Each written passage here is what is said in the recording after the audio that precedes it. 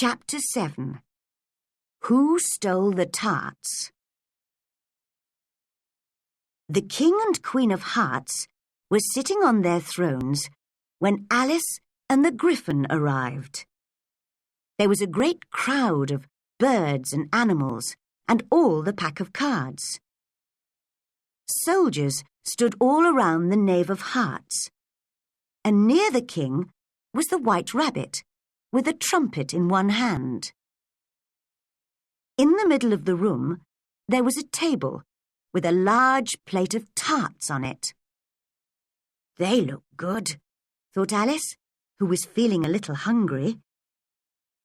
Then the White Rabbit called out loudly, "Silence! The trial of the Knave of Hearts will now begin."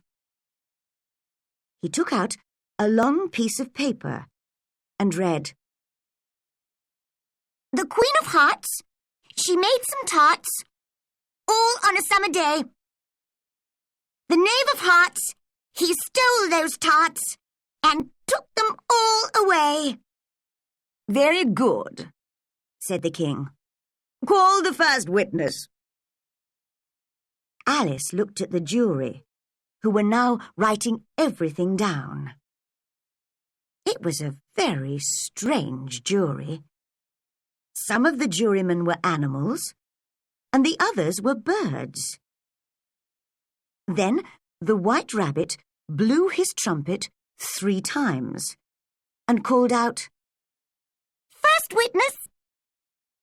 The first witness was the Hatter. He came in with a teacup in one hand and a piece of bread and butter in the other hand. "I'm very sorry, Your Majesty," he said. "I was in the middle of tea when the trial began."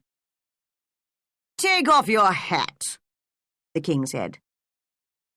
"It isn't mine," said the Hatter. "Stolen! Write that down," the king said to the jury. "I keep hats to sell," explained the Hatter. "I don't have a hat myself. I'm a hatter." "Give your evidence," said the king, "or we'll cut your head off." The Hatter's face turned white. "I'm a poor man, Your Majesty," he began in a shaking voice. Just then, Alice had a strange feeling.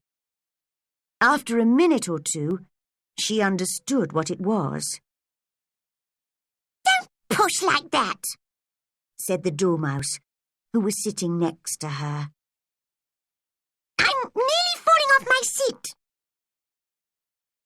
"I'm very sorry," Alice said politely. "I'm getting bigger and taller, you see." "But you can't do that here," said the Dormouse crossly. And he got up and moved to another seat. The Hatter was still giving evidence, but nobody could understand a word of it. The king looked at the Queen, and the Queen looked at the executioner. The unhappy Hatter saw this and dropped his bread and butter.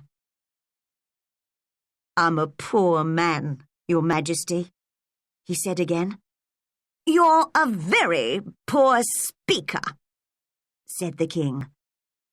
He turned to the White Rabbit. "Call the next witness," he said. The next witness was the Duchess's cook, who spoke very angrily and said that she would not give any evidence. The king looked worried and told the White Rabbit to call another witness. Alice watched while the White Rabbit looked at the names on his piece of paper. Then, to her great surprise, he called out loudly, "Alice!" "Here!" cried Alice, jumping to her feet. "What do you know about these tarts?" said the king. "Nothing," said Alice. The Queen was looking hard. All people a mile high must leave the room. I'm not a mile high, said Alice, and I won't leave the room. I want to hear the evidence. There is no more evidence, said the King very quickly. And now the jury will— Your Majesty, said the White Rabbit, jumping up in a great hurry. We've just found this letter. There's no name on it, but I think the knave wrote it. No, I didn't, said the knave loudly. Read it to us, said the King. Where shall I begin, Your Majesty?